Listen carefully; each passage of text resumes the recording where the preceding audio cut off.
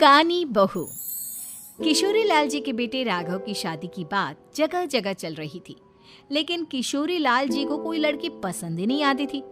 और उसकी एक ही वजह थी, किशोरी लाल जी का लालची होना।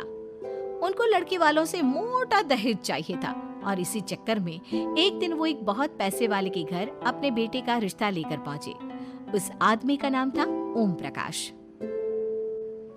देखिए किशोरी लाल जी, मेरी एक ही बेटी है और मेरी सारी संपत्ति जायदाद सब कुछ मेरी बेटी नैना का ही है। पापा, नाम से लगता है बहुत खूबसूरत होगी। कितना अच्छा नाम है ना, नैना। ओ, वैसे बात तो सही है आपकी।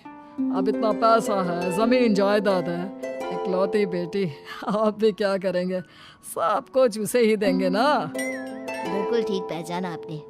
बस बेटी की शादी और सारी जायदाद उसके नाम।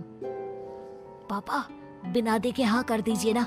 इतना अच्छा रिश्ता फिर कहाँ मिलेगा? माला माल हो जाएंगे हम। मैं अपनी बेटी को बुलाता हूँ। अरे नहीं नहीं नहीं नहीं, आपकी बेटी का नाम नैना है, सुनकर ही लगता है बहुत सुंदर होगी। रहने दीजिए अंकल, मैं तो आपकी बेटी के नाम से ही इतना खुश हो गया हूँ कि उसे बिना देखे शादी करने को तैयार हूँ। अब तो मैं उसका चेहरा सीधे शादी के बाद ही देखूंगा। और इस तरह राघव नैना का चेहरा नहीं देखता और उससे शादी कर लेता है। शादी के बाद अपनी सुहाग रात पर जब राघव नैना का घूंघट उठाकर देखता है तो नैना की आंखें बंद थी।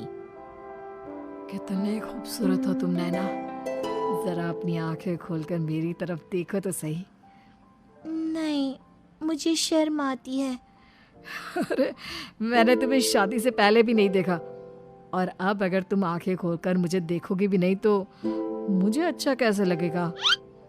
इससे पहले कि नैना अपनी आंखें खोलकर राघव की तरफ देखती, अचानक से लाइट चली गई और राघव नैना को पूरी तरह से देख भी नहीं पाया। अगली सुबह नैना राघव के लिए नाश्ता बनाकर लेकर आई। अरे ये क्या, आधा पराठा सेका हुआ है और आधा बिल्कुल कच्चा। ये तुमने क्या किया नैना? बहू, तुमने क्या आधा पराठा तवे से नीचे लटका कर रखा था जो आधा सेका है और आधा कच्चा?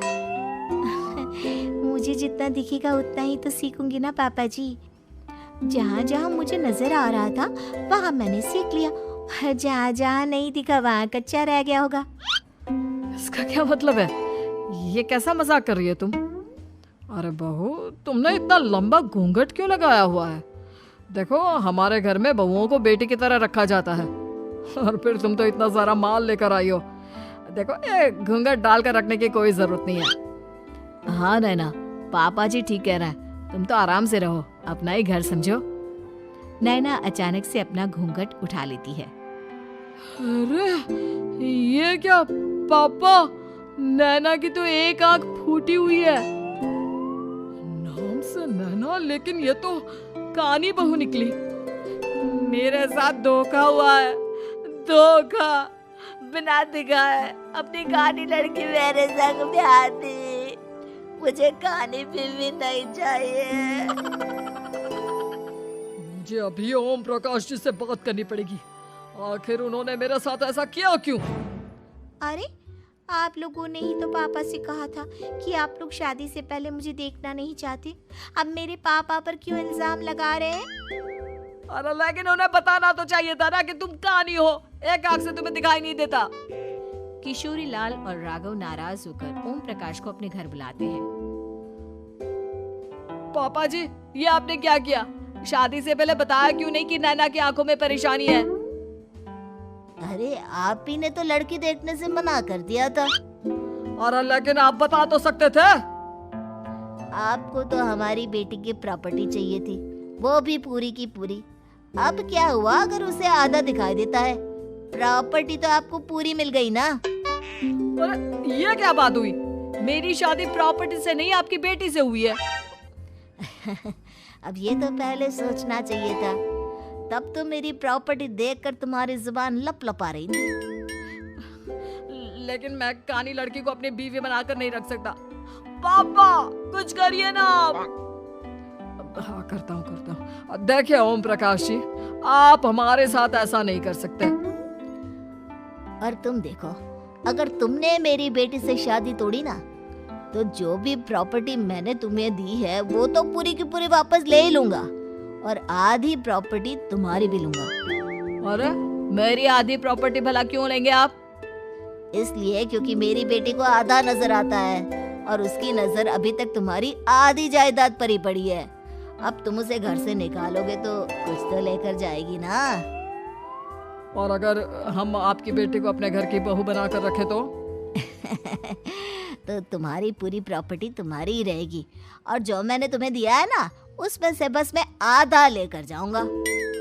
अरे लेकिन अब आप अपनी दी हुई प्रॉपर्टी में से आधी वापस क्यों लेकर जाएंगे? अगर मैं आपकी बेटी को अपनी पत्नी बनाकर रखने को तैयार हूँ तो? इसलिए ताकि भविष्य में अगर तुम मेरी बेटी को धोखा दो तो उसके पास कुछ तो रहे जो पति का हो। वैसे मेरे पास तो बहुत कुछ है, लेकिन अपने पति की कोई निशानी तो उसके पास होनी चाहिए ना। अब अगर तुमने मेरी बेटी को कानी कहा तो तुम्हें प्रॉपर्टी भी कानी ही मिलेगी, पूरी नहीं। जमाए राजा। किशोरी लाल और राघव समझ चुके थे कि वो बुरी तरह फंस चुके हैं और अब उनके पास वहां से निकलने का कोई चारा नहीं है। अब समझ में आया ना, लालच बुरी बला होती है। एक तो तुम्हें प्रॉपर्टी मिली, ऊपर से बीवी मिली, उसमें तुम्हें नखरे भी दिखाने हैं। आए बड़ी, चुपचाप बैठो दोनों। कुछ दिनों के बाद नैना राघव की कार लेकर बाजार घूमने निकलती है और जब कार लेकर वापस आती है, ये क्या? एक तरफ से मेरी गाड़ी पूरी खराब हो चुकी है। लगता है तुमने मेरी गाड़ी को किसी दूसरी गाड़ी के साथ एक्सीडेंट किया है। अरे कितना बड़ा नुकसान कर दिया तुमने बहू। वो क्या है ना पापा जी, मुझे एक आंख से दिखाई नहीं दे रहा था, सामने से गाड़ी आ रही थी। मुझे तो सिर्फ आधा ही दिखाई दिया और वो गाड़ी मेरी कार से रगड़ती हुई निकल गई। अब मैं क्या करूं बताओ? आप इसे ठीक कराने के पैसे कौन देगा? तुम्हारे पापा। तुमने मुझसे इस तरह से बात की? अभी रुको। नैना राघव की शिकायत ओम प्रकाश को कर देती है। देखो राघव, अब जो मेरी आधी प्रॉपर्टी तुम्हारे पास थी ना, उसमें से आधी और मैं लेकर जाऊंगा, क्योंकि तुमने मेरी बेटी को डांटा। अरे नहीं पापा जी, गलती हो गई, माफ कर दो। गलती की तो कोई गुंजाइश ही नहीं। अगली बार मेरी बेटी को डांटा तो बची हुई आधी में से आधी और ले जाऊंगा। लालच के चक्कर में हम दोनों ने बहुत बड़ी गलती कर दी बेटा।